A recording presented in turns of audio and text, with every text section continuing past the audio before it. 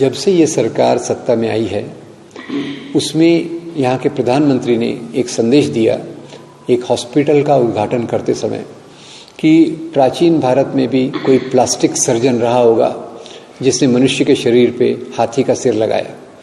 ऐसी बेतुकी बात और ऐसी बेतुकी विचारधारा से विज्ञान की नीतियाँ तय की जा रही हैं। मध्य प्रदेश में सरकार ने फैसला किया है कि वो एस्ट्रो ओपीडी क्या है कि यहाँ ज्योतिष लोग बैठेंगे और वो मरीजों को बताएंगे आपकी बीमारी का हाल क्या है, आगे क्या होने वाला है, आप कैसे ठीक होंगे।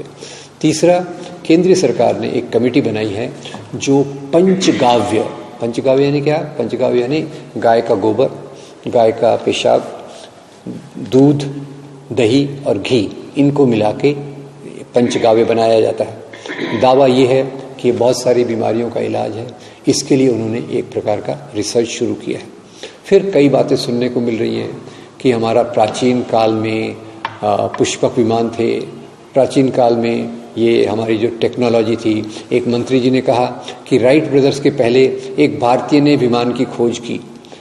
आश्चर्य होता है कि जिस देश में इतनी साइंटिफिक लेबॉर्ट्रीज हैं, IITs का उतना विकास हुआ, वहाँ अंधविश्वास, विश्वास के आधार पे हमारी नीतियों को तय करने में मंत्री लोग लगे हैं।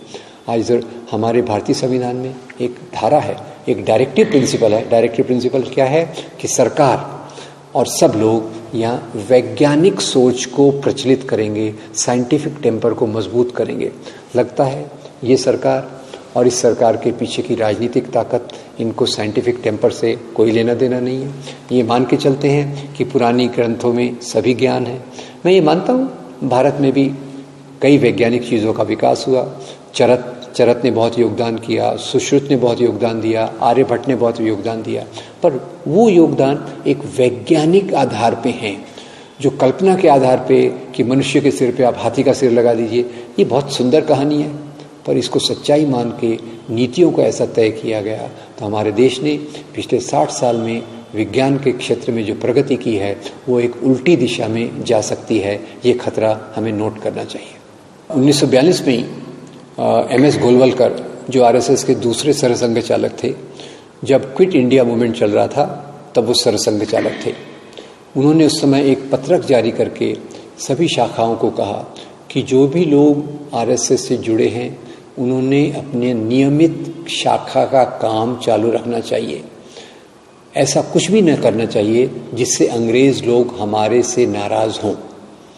चौथा पॉइंट जो बताना चाहता हूँ वो ये है कि RSS तो बना था हिंदू राष्ट्रवाद के लिए, और महात्मा गांधी के नेतृत्व में जो भी आंदोलन चले थे वो तो भारतीय राष्ट्रवाद के लिए, इंडियन नेशनलिज्म के लिए।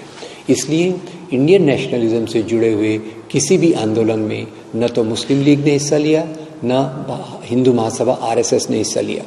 तो ये लोग क्यों बताना चाहते हैं कि उन्होंने आज़ादी के आंदोलन में हिस्सा लिया? ये बात क्लियर है क्योंकि आज वो सत्ता पे हैं, सत्ता के बहुत उनको सत्ता का स्वाद चख रहे हैं और अपनी लेजिटिमेसी, अपनी वैधता बताने के लिए, भारतीय इस राष्ट्र से बताने के लिए वो दावा कर रहे हैं कि हम लोग भी आज़ादी के आंदोलन में थे, जबकि इस बात में किसी प्रकार का कोई भी सच नहीं है।